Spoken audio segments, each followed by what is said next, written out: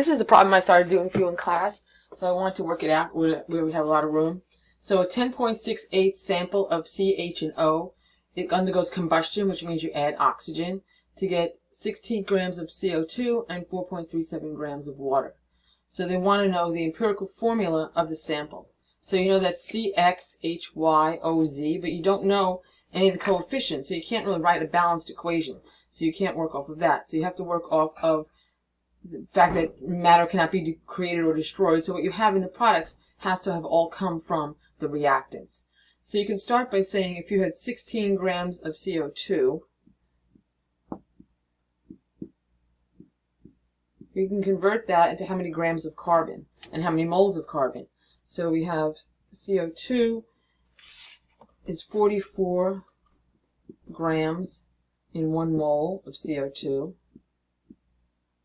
And then there is 1 mole of CO2 has 1 mole of carbon, and that gives us how many moles of carbon we have, which is 0.364 moles of carbon. So that carbon from here all came from the carbon in our sample. And we can repeat this with the water to give us the number of moles of hydrogen. So 4.37 grams of H2O, and there are 18 grams in 1 mole of H2O, and this is 1 mole of H2O has 2 moles of hydrogen, and now we know our moles of hydrogen, which is 0.485 moles of hydrogen. So we've taken care of the carbon and the hydrogen. The next problem is the oxygen, but we have oxygen coming from 2 places, but we also have it coming, ended up in 2 places, but also came from 2 different places. So we have to take that into account too. Some of it is from our sample, some of it is from the O2 that was put in. But we can figure out how many moles of carbon, how many moles of oxygen we end up with by taking each of these and doing this again. So we can do this again for oxygen, 0.01 grams of carbon dioxide, times 44 grams of carbon dioxide to 1 mole of carbon dioxide. And then we have 1 mole of carbon dioxide has 2 moles of oxygen. And now we get our moles of oxygen from that pathway, which is 0.728 moles of 728 moles of O, because we took it down to the O. We repeat this again for the how much came from the water, 0.37 grams of H2O, and there's 18 grams in 1 mole, and there is 1 H2O to 1 oxygen, and therefore we have 0.242 moles of oxygen from here. So these are all the oxygen that's in the products, and we can add that up and we can get the total number of moles of oxygen in the products.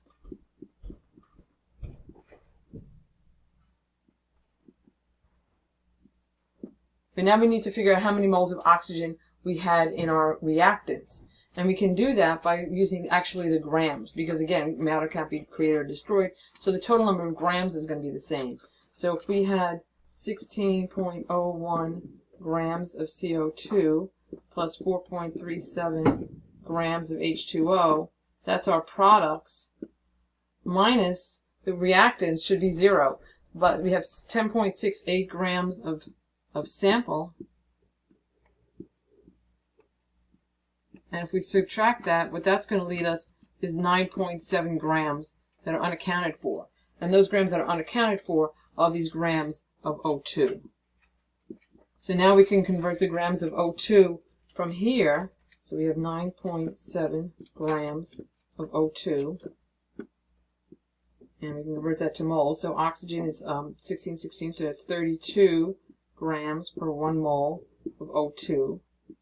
And then we have to do that there's 2 moles of O in every 1 mole of O2. So that's where you got to be a little bit careful. And what that brings us down to is 0.6606 moles of oxygen that are from the O2. So we had our total number of moles of in the product, and we have our moles of O2 from the combustion, so whatever else is left has to come from within the sample. So we can subtract all these, so we can add up, let's see what I have. We add up those, so we have 9.7. Sorry. 0.728 plus 0.242 minus 0.606, and that gives us the moles of oxygen, which is 0.364 moles of O, which is oxygen. So now we found the moles of each of the terms in our sample. So now we can just look at that, and we say we have C at 3.364, H is 0.485, and the oxygen is also 0.364. So that gives you a clue that we did this right. So now that would be the empirical formula, but of course you have to take the next step, divide each by the smallest, so you end up with C1, H 1.3, O1, and we can never leave fractional numbers, and we also can't really round off that much, so we multiply through by 3, and you get C3, H4, O3, and that is now our empirical formula. So I hope this explains a little bit better how to do it.